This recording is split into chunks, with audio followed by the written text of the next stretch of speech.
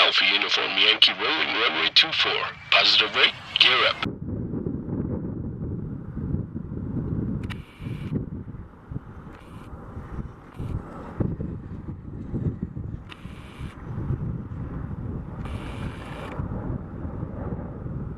Hope you enjoyed our landing of the week. We love that section. And this week we've been at Corporate Jet Investor in London, and we've spoken to several people about what's happening in the world of business aviation today. Enjoy!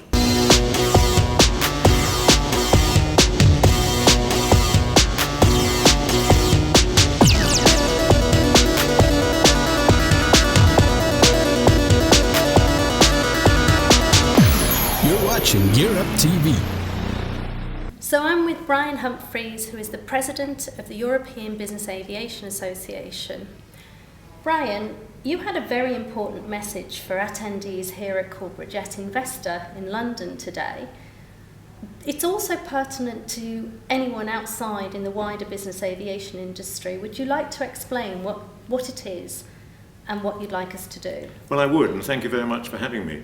Yes, we've been doing a lot of important work in the last 2 years on runway performance, because the rules for commercial airliners were developed back in the 1960s, and they're far too conservative for our modern business jets. Now, in the US, they introduced standardization between Part 91K and Part 135, but we have been stuck here on 60%. This means that if you're going commercially, there's a lot of airfields you can't get into, which you can get into if you're going non-commercially, about 25%. So we've got a new notice of proposed amendment on circulation that's going to allow business jets, commercial as well as non-commercial, to operate on runways using up to 80% of the runway subject to risk assessment. So I'm making a plea to everybody. Will you please look at this notice of proposed amendment that's come out of EASA? Will you make your comments and support it? Because if you get that, it will really level the playing field for business aviation and help all of us to operate more competitively. Thank you, Brian. So that's 25% more airfields, That's more right. runways. That's right. Where do people need to go to sign or add their voice? Go into EASA website, look at the NPA for runway performance and make your comments. You're watching GearUp TV.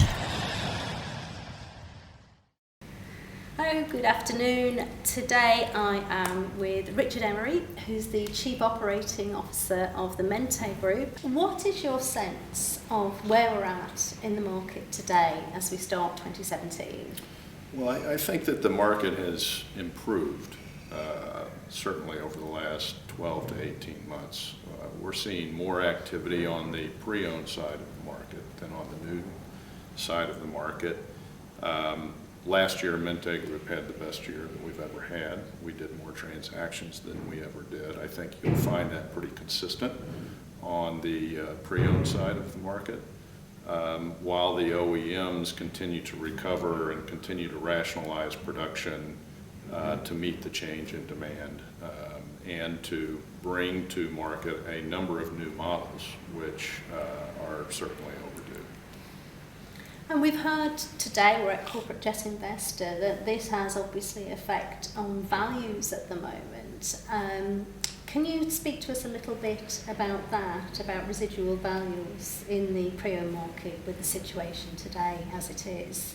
Sure. Well, with the large number of aircraft that were produced over the last 5 to 7 years, certainly it has changed the residual value profile in the market. So you have price compression above $20 million, and then you have price reduction beneath $20 million, which has significantly affected residual values. Historically, residual values in aircraft typically ran 3 to somewhere around 4.5% per year. Now we're seeing residual value decline as high as 12% per year, depending on the model. So it makes it a very expensive proposition, depending on where you are in the world, to own and operate an airplane. That being said, we believe that aircraft are dollar-denominated assets. So with the strengthening of the dollar, It is giving individuals in Europe, for instance, in Asia and the Middle East, a better value to sell their airplane. So what we're seeing is we're seeing a lot of international sales. We're not seeing a lot of international purchases.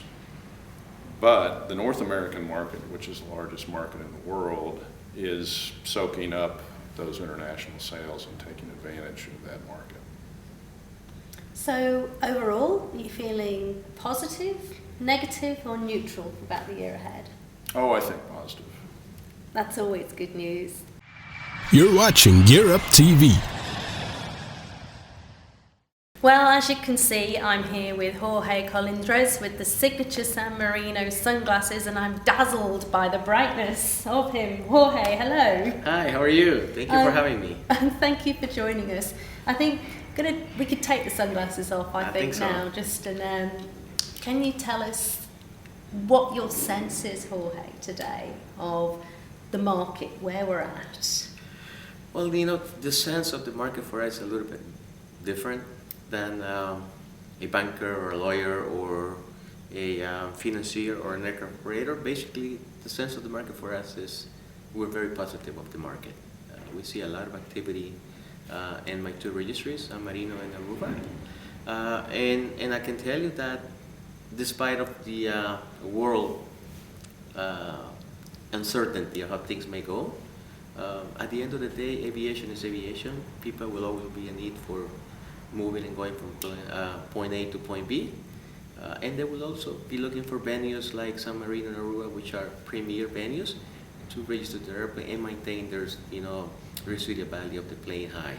Right, I am dazzled by that. I think we should put our sunglasses on. That's Let's a do it. shining example of what San Marino can do. Yeah, and how cool we are. Very cool. Thank you for watching GearUp TV. Remember to like and subscribe to see more.